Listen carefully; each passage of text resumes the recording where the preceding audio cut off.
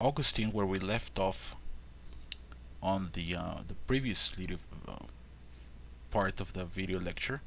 Um, from Augustine, we're going to jump all the way to the end of the Renaissance, to René Descartes, mostly because the Neoplatonist Augustinian view of the mind and of the soul was essentially the doctrine during the Middle Ages, and a few philosophers, of course, discussed and brought back, in fact, Aristotelian ideas during the Middle Ages.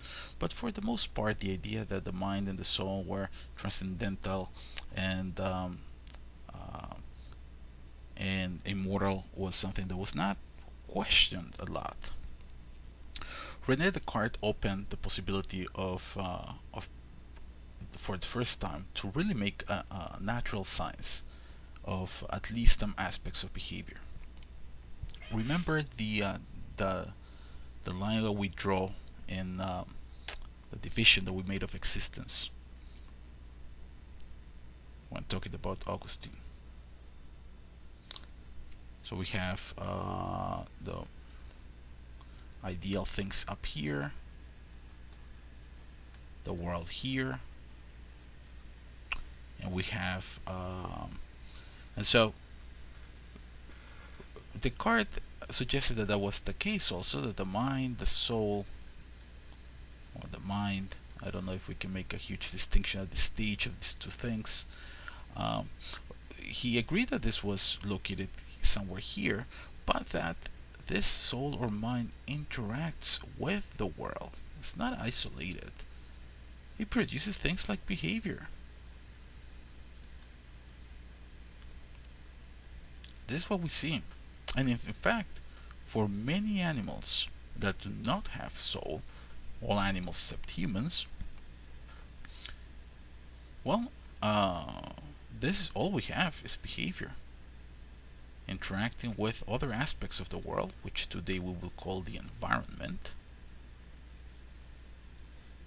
right? And in fact, this environment, this behavior, the consequences of it, and a number of different things that happen in the world may actually inform back our mind to decide what to do in the future, for instance. This particular view of the world, which is, notice it's not a huge departure from Augustine, it's not a huge departure from the Neoplatonist idea. Um, this approach came to be known as dualism.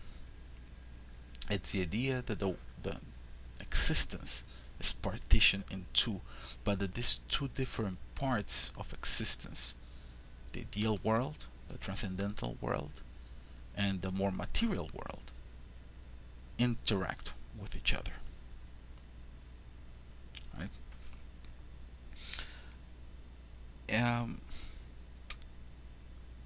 So, what Descartes suggested was that if we were going to understand the soul and the mind, or anything in this plane of existence, this ideal plane of existence, we should rely on philosophy. Reason is really the only way that we can attain knowledge of this transcendental aspects of existence. But for the more material stuff, like behavior, for instance, we should rely more on observation. But this is a little bit of a recovery of some Aristotelian ideas, at least. And keep in mind, around this time, the scientific method is just coming to existence, and systematic observation is becoming is showing its utility through Galileo. So so there was excitement about this particular approach, and what Descartes advocated for was to use that approach, but only to study these particular aspects of the world. As you can imagine, this implied in an interesting, a very interesting a branching of knowledge between um, philosophy on the one hand here, to understand these particular aspects of existence, and physiology to understand behavior. Why physiology? Right here. Why physiology, you may wonder? Well, because by this time also medical sciences, even as primitive as they may seem to us right now, they were making substantial advances, and it was very clear by this time. It was very clear to Descartes for sure that the brain and the nervous system were critical to the production of behavior. In fact, Descartes suggested that that was the means of communication between soul, mind, and behavior was the nervous system. So it was very important to understand how that nervous system worked. And in fact, during the centuries following Descartes, huge advances were made between this time and the 19th century in our understanding of the nervous system. For instance, Descartes thought that the way the behavior was produced was through animal spirits coming from the brain out to our muscles to fill up our muscles.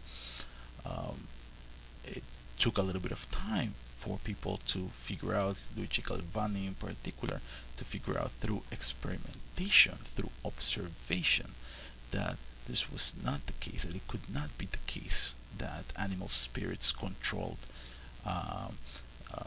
the communication between brain and muscles, but rather that there was some kind of electrical communication between brain and muscles.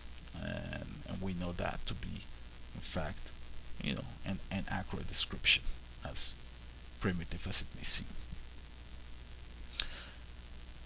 But the peak of this biological, physiological approach to the understanding of behavior, it's probably represented by a different character, and this other character is Charles Darwin. Let me erase all of this. So keep in mind, we're talking about one branch of knowledge that was derived from Descartes. It has to do with physiology and biology.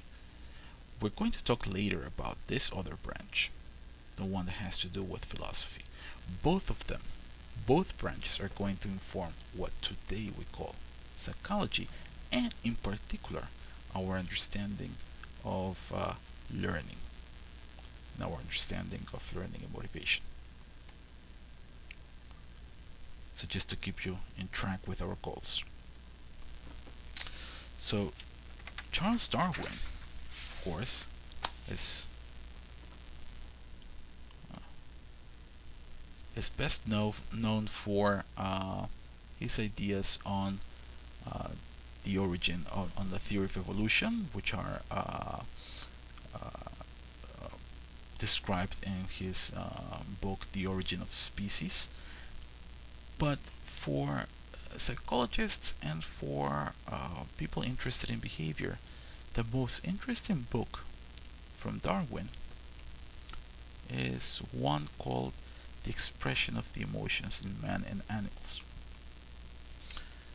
In this book, Darwin applies these ideas of the theory of evolution, the idea of natural selection, to behavioral and psychological phenomena by assuming these phenomena to be biological processes subject to natural selection, just like any other heritable biological process.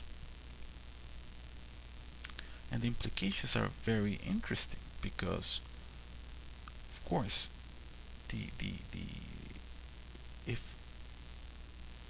if the mind, if our psychology is subject to uh, evolution, that means that some of that psychology, some of that of our mind is in a way, even if in a primitive way, present in other species because of our shared common descent with other animals. We may actually study variations and common aspects of psychological phenomena across species.